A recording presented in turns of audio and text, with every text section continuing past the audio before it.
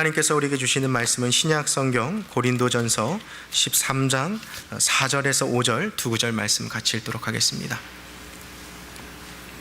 하나님의 말씀 신약성경 고린도전서 13장 4절로 5절, 신약성경 279페이지입니다.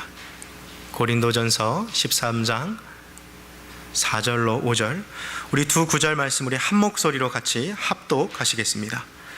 사랑은 오래 참고 사랑은 온유하며 투기하는 자가 되지 아니하며 사랑은 자랑하지 아니하며 교만하지 아니하며 무례히 행치 아니하며 자기의 유익을 굳지 아니하며 성내지 아니하며 악한 것을 생각지 아니하며. 아멘.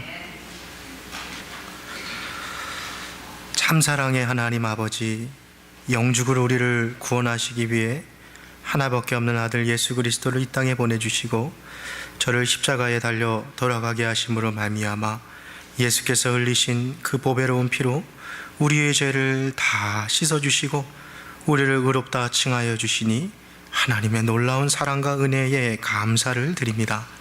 늘 구원의 감격으로 살아가게 하시고 하나님의 은혜를 찬양할 수 있는 우리의 마음이 있게 하여 주시옵소서.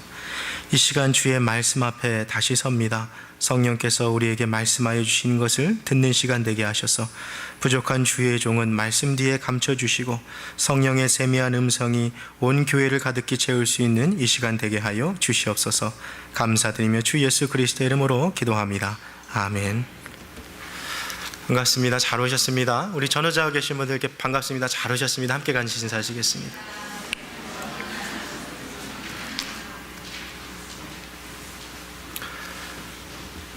지난 한 주 당의 허락과 또 성도님들의 기도 덕분에 또 많은 쉼과 또 재충전을 또 가질 수 있는 기회를 가졌습니다. 감사드리고요. 또 새로 충전된 또 힘 가지고서 또 사역의 현장에서 또 열심으로 또 풀어갈 수 있는 시간 가지려고 합니다. 공부를 잘하는 학생일수록 책의 핵심 메시지를 잘 파악하기 마련입니다. 이 세상의 모든 책이 아무리 두꺼운 책이라도 다 핵심 주제가 있기 마련인 것이죠. 저자가 분명히 독자에게 전달해주고 싶은 메시지가 있을 것입니다. 우리가 함께 보는 이 성경책도요, 사실 구약 929페이지, 929장, 신약 260장, 총 1189장입니다. 구절수만 해도 3만 절이 넘어가요. 하룻밤 사이에 읽기에는 도무지 참 많은 양이죠. 그러나 공부를 잘하는 학생일수록 책의 메시지를 잘 파악하는 것처럼 사실 이 성경도 네 단어로 압축해서 요약할 수 있습니다. 하루는 율법사가 예수님을 시험하고자 예수님께 다가와서 물었어요. 주님, 이 많은 성경 구절 중에 가장 첫째 되는 계명은 무엇입니까? 예수님이 말씀하시죠. 내 마음을 다하고 목숨을 다하고 뜻을 다하여 내 하나님을 사랑하라 하셨으니 그것이 크고 첫째 되는 계명이요, 둘째는 그와 같으니 내 이웃을 내 몸과 같이 사랑하라. 모든 율법과 선지자의 말씀이 이 두 계명에서 나온 것이다. 예수님의 말씀처럼 성경책을 요약해서 그 가장 핵심 주제를 우리가 네 단어로 요약하면 하나님 사랑, 이웃 사랑, 이렇게 남게 되는 것이죠. 우리가 성경을 많이 아는 것보다 하나님을 사랑하는 것이 더 중요한 이유가 여기 있습니다. 교회에서 봉사를 많이 하는 것보다 서로를 사랑하는 것이 더 중요한 이유도 바로 여기에 있는 것이죠. 아무리 우리가 성경에 대한 지식이 많고 남들보다 뛰어나다 해도 하나님을 향한 사랑이 없으면 아무 소용이 없는 것입니다.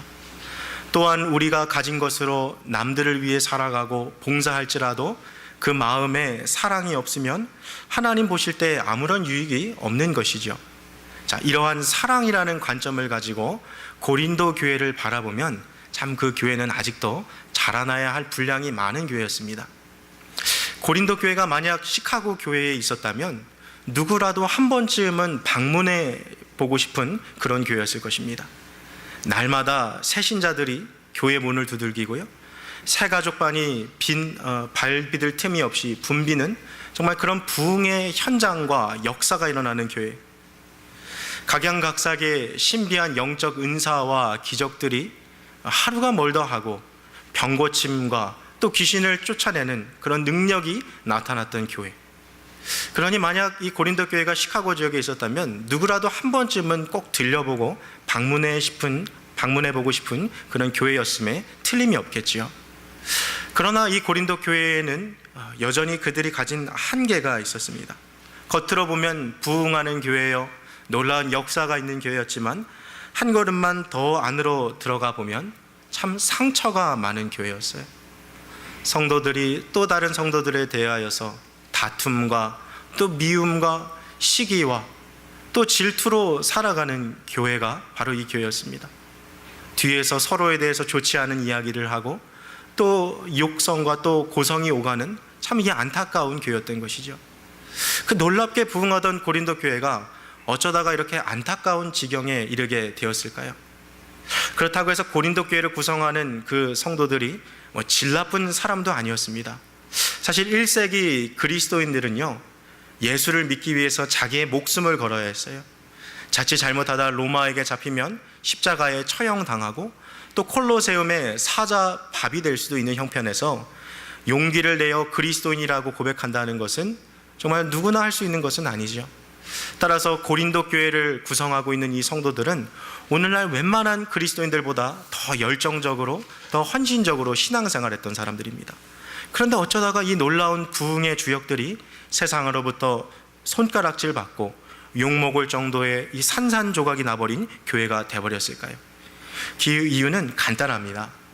신앙생활을 열심히 하긴 하지만 그 목적이 잘못된 것이죠. 결론부터 말씀드리면 이들은 하나님을 위해서 신앙생활하고 이웃을 위해 신앙생활하기보다는 자기 자신을 위해 교회생활을 했던 것이죠. 잘못된 동기와 이 목적을 가지고 열심을 내다 보니 고린도 교회가 저절로 무너질 수밖에 없는 것입니다. 사도 바울은 이런 안타까운 교회의 형편을 보며 이들에게 고린도 교회가 놓치고 있는 한 가지, 가장 신앙의 핵심이라 할 수 있는 사랑에 대해서 여러 차례 언급했습니다. 특별히 오늘 우리가 살펴본 이 고린도전서 13장 4절부터 7절까지는 사랑에 대해서 15가지로 이야기하고 있는데요, 오늘은 그중 사랑에 대한 한 모습을 함께 살펴보도록 하겠습니다. 저를 한번 따라해 보시겠습니까? 사랑은 자기 유익을 구하지 아니하는 것. 한 번 더 해볼까요? 사랑은 자기 유익을 구하지 아니하는 것. 성경이 말하는 사랑이 무엇입니까? 자기의 유익을 구하지 아니하는 것. 이것이 바로 하나님께서 우리에게 가르쳐주고자 하신 사랑의 모습이었습니다. 여기서 자기 유익을 구하지 아니한다라는 것은 나를 맨 앞에 두지 않는단 말이에요. 쉽게 말하면 내 생각만 하는 이기적인 삶을 살지 않는다는 것입니다. 실제로 살아갈 때 두 가지 부류의 사람들이 있어요. 어떤 부류의 한 부류의 사람은요, 이렇게 하면 이것이 나한테 어떤 이익이 될까? 저 사람을 가깝게 하고 교제하는 것이 내 인생에 무슨 도움이 될까? 교회 생활하고 또 직장 생활하는 것, 이게 나에게 어떠한 유익을 가져다 줄까 하고 늘 자신의 유익을 먼저 생각하는 사람이 있습니다. 그에 반해 또 다른 부류의 사람들이 있어요. 내가 이렇게 행동하는 것이 저분께 어떤 유익이 될까?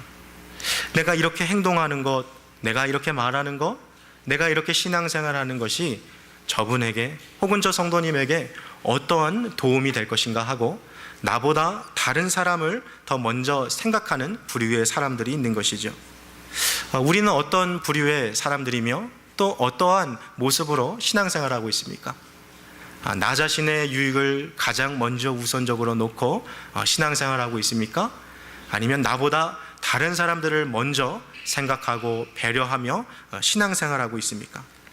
사도 바울이 오늘 이 본문에 말하는 이 사랑의 정의, 사랑은 자기 유익을 구치 아니하는 것이라는 이 정의에 비춰볼 때 세상에는 세 가지 부류의 사람들이 있다는 것을 우리가 보게 됩니다.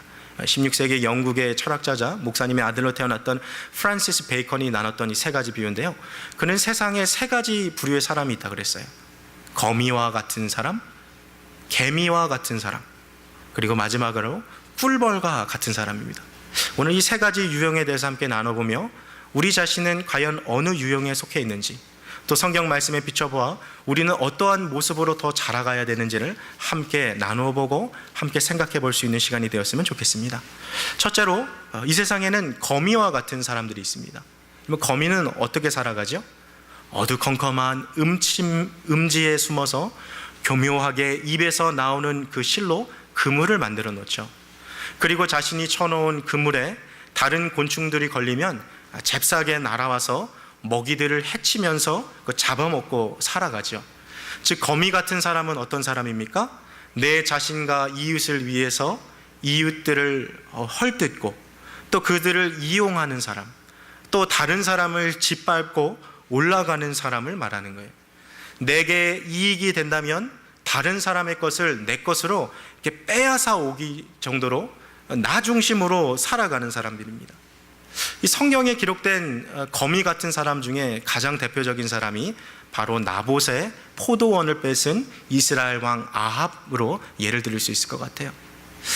이 아합은요, 말 그대로 왕이었습니다.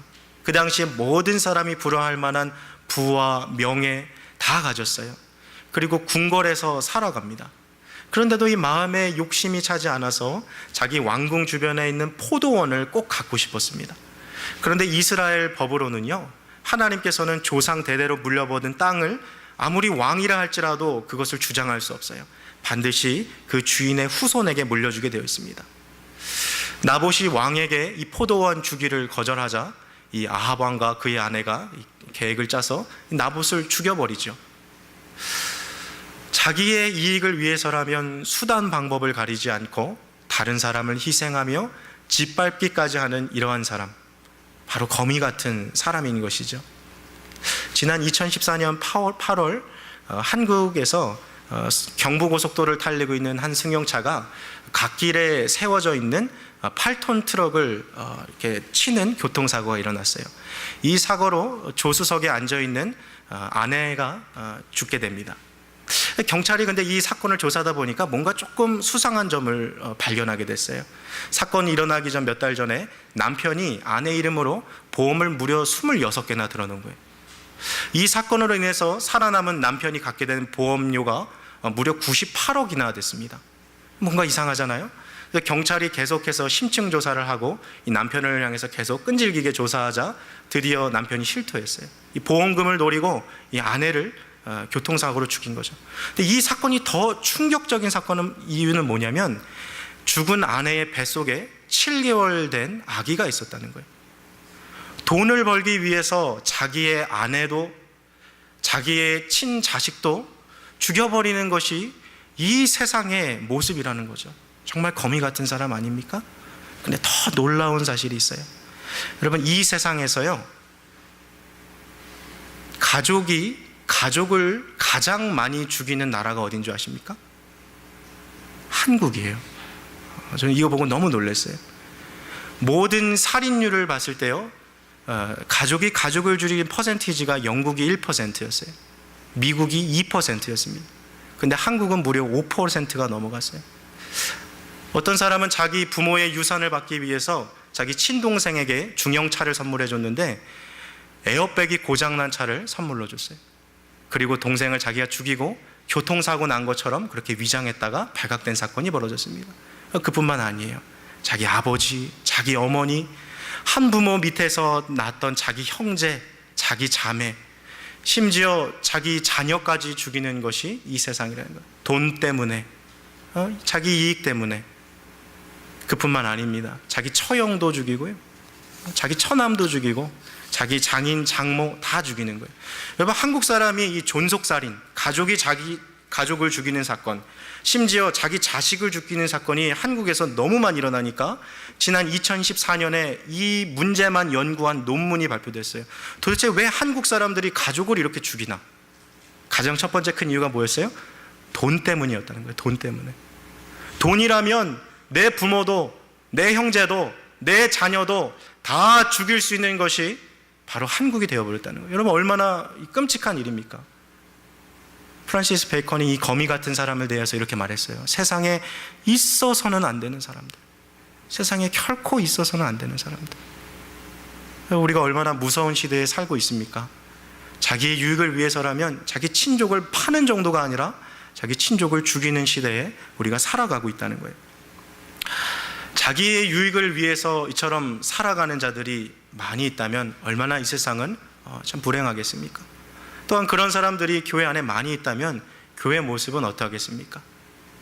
교회 안에서 누릴 수 있는 혜택들은 다 누려요. 좋은 것들은 다 참석합니다. 그러나 힘쓰고 좀 땀 흘리고 수고해야 하는 곳에는 나타나지 않는 거예요. 다른 사람들이 주는 것은 당연하게 받지만 자기 자신의 시간과 물질을 나눠주는 데는 인색하는 것이죠. 심지어 내가 가진 것은 하나도 나눠주지 않으면서도 다른 사람들이 주지 않으면 화부터 내고 욕하는 것이 바로 그런 거미 같은 사람들 아니겠습니까? 이러한 사람들이 많아지면 교회 안에서 상처받는 사람도 많아지고요, 희생되는 사람도 많아요. 강압적으로 교회 분위기가 바뀌게 되는 거죠. 교회 안에 사랑과 나눔의 분위기보다는 서로를 향한 미움과 원망, 뭔가 약간 이용당하는 것 같은 그런 느낌들을 신앙생활하면서 지울 수가 없는 것이죠. 이처럼 자신의 욕망과 이익을 위해서 다른 사람들에게 해를 끼치고 또 다른 사람을 다치게 하는 사람이 되어서는 결코 안 되는 것이죠. 하나님은 그러한 자들을 향하여 진노하시고 장차 큰 심판을 내리시기라고 성경에서 분명히 말씀하고 계시기 때문입니다. 자, 이 세상에 이런 한 부류의 사람이 있어요. 자, 두 번째 부류의 사람은 어떤 사람들입니까? 이들은 개미 같은 사람들입니다. 여러분, 개미는 어떤 곤충이죠? 개미만큼 참 열심히 일하는 곤충도 없어요. 무더운 여름에도 쉬지 않고 자기 몸보다 작게는 10배, 크게는 뭐 몇십 배 되는 그런 무거운 것들도 다 나르며 사는 부지런한 곤충입니다. 그러나 이 개미 같은 유형이 갖는 한계점이 있어요. 그것은 무엇이냐면 자기가 일한 것으로 자기 자신이 누리며 살아가는 것, 딱 그 1차원적인 삶의 방식을 넘어가지 못한다는 거예요. 다른 사람들에게 해를 끼치지는 않아요. 다른 사람들에게 폐를 끼치는 것을 싫어합니다. 그러나 동일하게 다른 사람에게 유익도 주지 않아요. 내 인생은 내 인생이고 저 사람의 인생은 저 사람의 인생이에요. 그냥 내 중심적으로 자기 자신만을 위해 살아갑니다. 성경에서 나오는 대표적인 개미 같은 사람 누구 있을까요? 어리석은 부자가 그랬어요. 이 사람 사실 참 부지런하고 성실한 사람이었을 것입니다. 세상에서 부자 된다는 것이 뭐 쉽겠습니까? 무더운 여름날에 곡식 뿌리고 또 가을날에 나가서 아마 추수하고 나름대로 열심히 일했을 거예요. 그래서 창고에 쌓을 만한 곳이 부족할 정도로 곡식을 많이 거두었습니다. 근데 문제는 주변에 굶주리고 있는 사람들, 가난한 사람들, 도움을 구하는 사람들 목소리 외면하고 무시하고 살아갔다는 거죠. 자기의 삶의 모든 관심이 뭐에 있어요?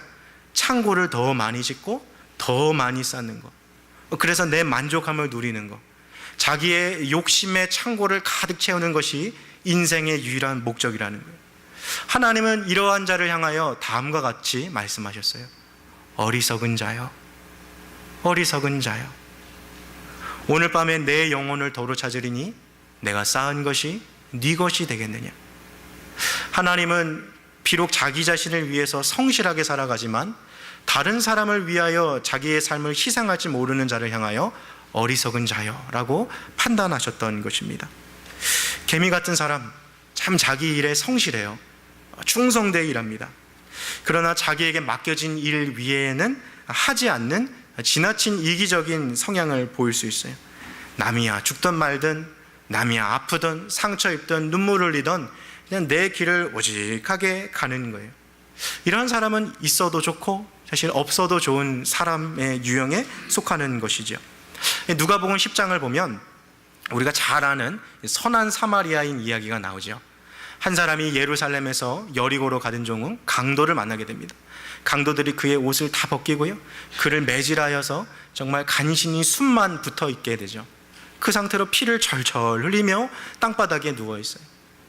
지나가다가 사람이 누워 있으니까 얼마나 안타깝습니까? 오늘은 말하자면 시카고 다운타운 길 걷다가 누가 칼로 툭 찔러서 피 흘리며 철철철 누워 있는 거죠. 얼마나 안타까운 상황이에요. 근데 천만다행히도 때마침 그 길을 제사장이 지나가게 되죠.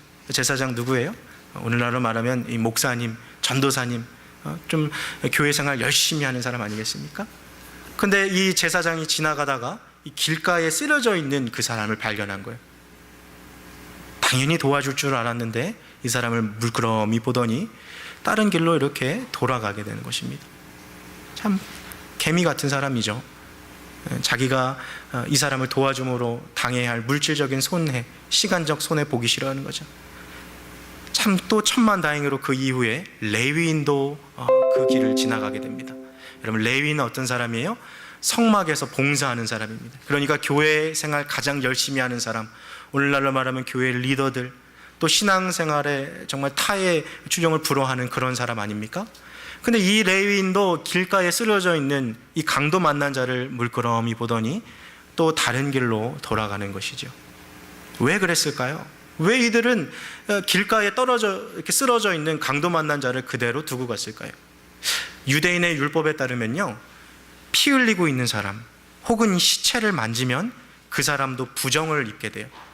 그래서 정결 예식을 치러야 합니다. 특별히 제사장이나 레위인들은 성막에서 일하기 때문에 시체나 부정한 거 만지면 반드시 정결 제사를 해야 됐어요. 그러면 소 잡아야 되죠, 양 잡아야 되죠. 그러니까 이 사람을 도와주자니 시간적으로 물질적으로 자기가 치러야 하는 희생이 너무 많은 거예요. 그래서 그냥 못 본 채 하고 지나간 것이죠. 여러분, 오늘날 교회에 가장 많은 유형의 사람들이 아마 이 개미와 같은 사람이 아닐까 싶어요. 신앙생활은 정말 열심히 해요. 누가 봐도 정말 대단하다 싶을 만큼 신앙에 열심히 있습니다. 봉사도 너무 열심히 해요. 그런데 다른 사람들의 영혼에는 아무런 관심이 없어요. 옆에 있는 사람이 넘어지든지, 저 사람이 아프든지, 울고 있든지, 그가 죽든지 전혀 상관하지 않는 이 시대가 바로 오늘날 우리가 살아가는 교회에 너무나도 많은 모습이라는 거예요. 여러분, 개미 같은 사람들이 많이 모인 교회의 모습은 어떻습니까? 교회가요, 잘 돌아가요. 자기가 맡은 일들을 열심히 하기 때문에 뭔가 일로 주어지면 막 돌아가요. 근데 교회에서 사역은 잘하고 있는데 한편으로 이렇게 뒤돌아보면 다 외딴 섬인 거예요. 신앙생활은 열심히 하는데 마음에 뭔가 이렇게 허전하고 외로워요. 왜 그러죠? 누군가한테 자기의 마음을 툭 터놓고 얘기하고 싶은데 그런 사람이 없는 거예요. 순모임 가서도 모임은 참여하는데 내 안에 정말 숨어있는 기도 제목들, 내 가정에 있는 이야기들, 나를 한숨 짓게 하고 눈물 흘리게 만드는 그 일들을 이렇게 이야기를 못하는 거예요. 나도 다른 사람의 삶에 짐을 지지 않듯이 다른 사람이 내 삶에 오는 거 관여하지 않도록 하는 거예요. 어떻게 보면 너무 편한 거죠.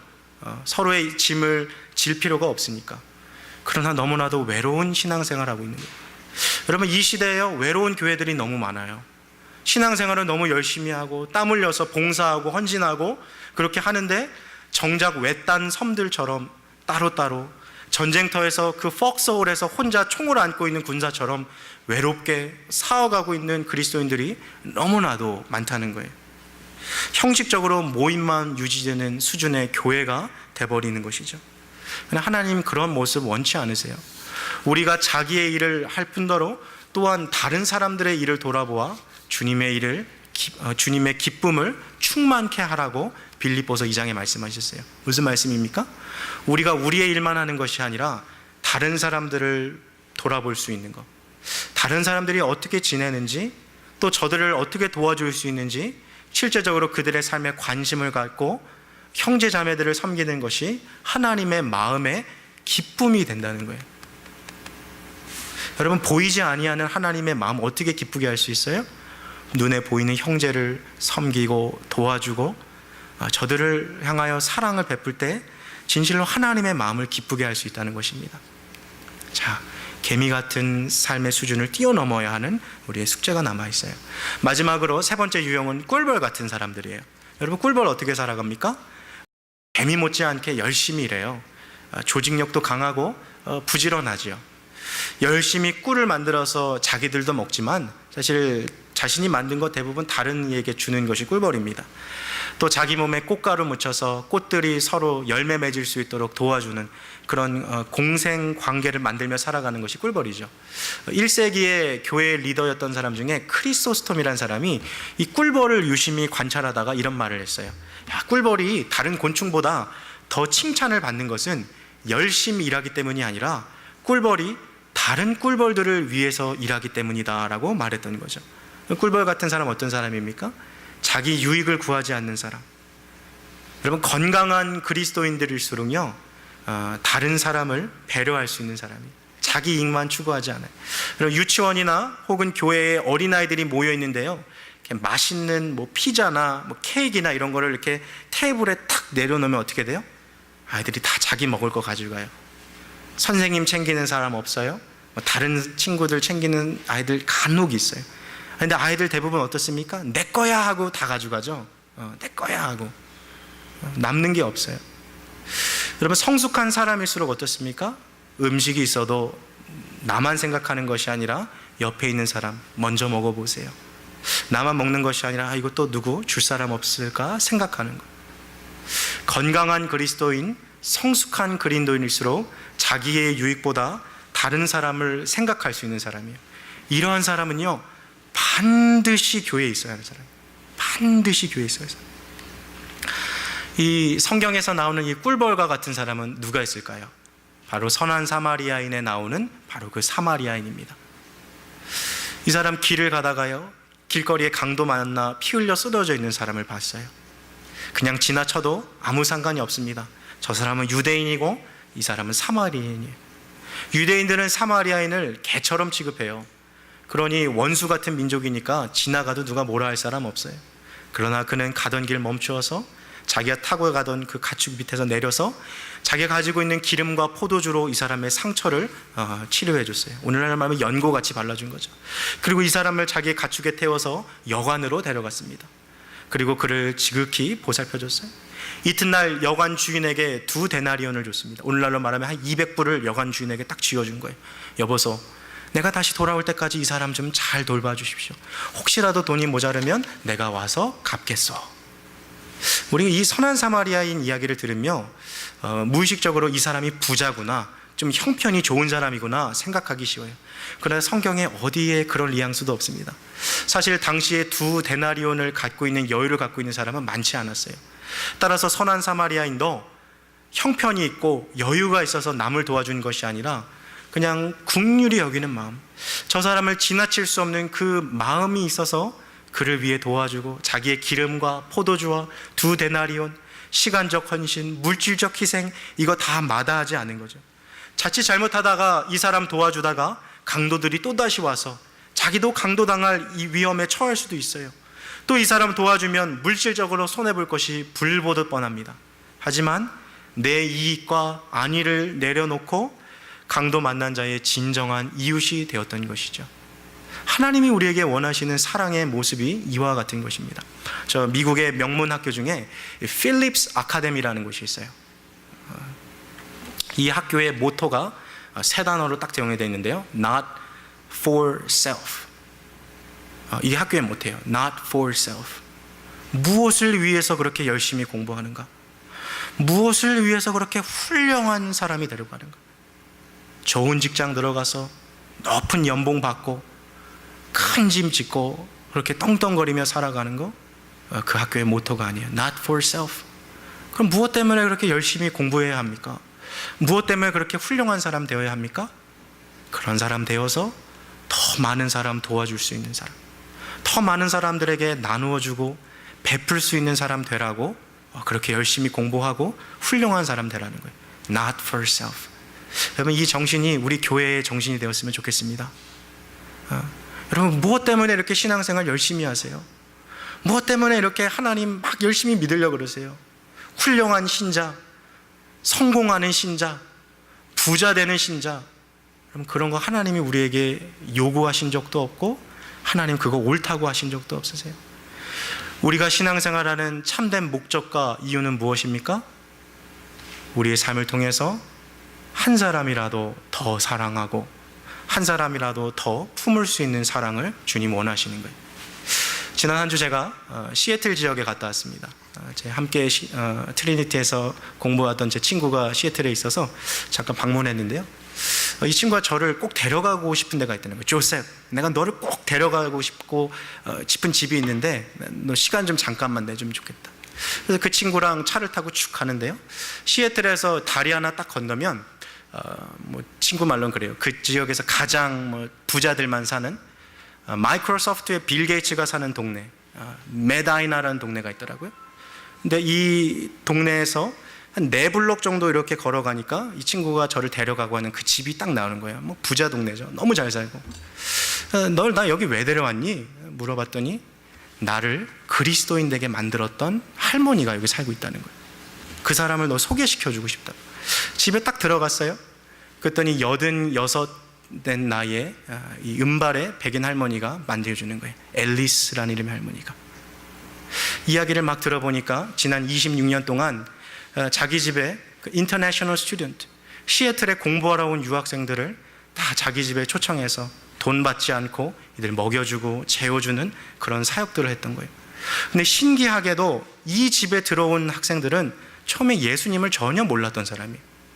예수님이 누군지도 모르고 태어나서 교회도 한번 가본 적 없는 사람. 근데 놀랍게도 이 집에서 나갈 때는 다 크리스찬이 돼서 나가는 거예요. 왜 그런가 봤더니 이 앨리스라는 할머니가 자기의 삶을 나누어주고 자기가 가진 것들을 그들과 공유하면서 이게 크리스찬이구나, 저게 예수 그리스도의 사랑이구나, 저 사람이 믿는 예수라면 나도 한번 믿어보고 싶다, 이런 마음을 강하게 그들에게 불러일으켜서 그 집에서 지내고 있던 학생들이 계속해서 회심의 경험들을 하게 된다는 거예요. 제 친구도 그 가정에서 예수님 만났어요. 그리고 힌두교였던 이 청년이 지금 목사님 되는 과정의 그 길을 걷고 있는 거예요. 놀라운 복음의 역사가 일어나고 있는 거죠. 제가 갔더니요, 일본 중학생 한 15살짜리 된 애가 지난주에 교회에서 세례받았다 그러더라고요. 예수님 알지 못하는 사람. 여러분, 우리가요, 주님께서 우리에게 주신 것들을 다른 이에게 나누고 또 내 유익이 아니라 다른 사람 위해서 살아갈 때 복음의 놀라운 능력이 나타나게 되는 거죠. 제가 너무 궁금했어요. 도대체 왜 이런 사람 살아갈까? 아니 뭐 빌 게이츠 사는 동네에 살면 얼마나 잘 살겠습니까? 제가 물어봤어요. 앨리스, why did you start this ministry? 왜 이렇게 살아요? 아니, 돈도 많고 자기가 원하는 대로 정말 마음껏 뭐 세계 여행도 할 수 있고 너무나도 큰 부자인데 왜 굳이 이렇게 학생들 초대해서 빨래해주고 밥해주고 왜 그렇게 살아요? 그 앨리스 할머니가 저한테 그러더라고요. 조셉, this is what Christianity is. 이렇게 사는 게 기독교지, 이렇게 사는 게 크리스찬이야. 너무나도 당연하게 그렇게 살아가는 모습 보면서 큰 제 감동을 받고 왔어요. 여러분, 세상에 3가지 유형의 사람이 있다고 오늘 함께 나눴습니다. 우리 정말 어떠한 유형에 속해 있습니까? 여태까지 어떠한 유형으로 살아오셨어요? 저 역시 자라가야 할 분량이 있어요. 더 다른 사람 위해서 살아가야 할 분량. 하나님이 원하시는 모습은요, 나 혼자 잘 먹고 나 혼자 잘 살고 나 혼자 열심히 신앙생활하는 거, 그거 주님 원치 않으세요. 주님 우리에게 원하시는 건 무엇입니까? 지금 내 옆에 있는 사람들, 함께 신앙생활하고 있는 바로 우리 한 교회, 코너스톤 교회 성도들 한 사람이라도 더 사랑하고 한 사람이라도 더 챙겨주고 저들을 위해서 함께 기도해주고 말 걸어주고 이야기 들어주고 찾아가서 함께 밥 먹고 또 저들에게 있는 고통을 내 고통인 양 함께 짐지고 살아갈 수 있는 그런 신앙의 공동체 주님 만들어가기를 원하고 계십니다. 말씀을 맺겠습니다. 참 사랑은 자기 유익을 구하지 않습니다. 나를 위해 살아가는 것이 아니라 하나님 위해서, 다른 사람들을 위해서 살아가는 거예요. 예수님께서 이 땅에 오셔서요, 주님 자신을 위해 살지 않고 우리를 위하여 평생을 살아가셨고 우리를 위하여 십자가에 달려 돌아가셨습니다. 예수님은 우리를 위해 이 땅에 오셨고 우리를 위해서 자기의 목숨을 십자가에 희생하셨어요.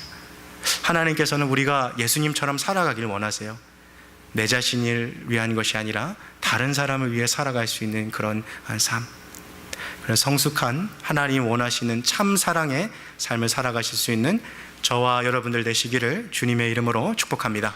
이 시간 함께 같이 기도하시겠습니다.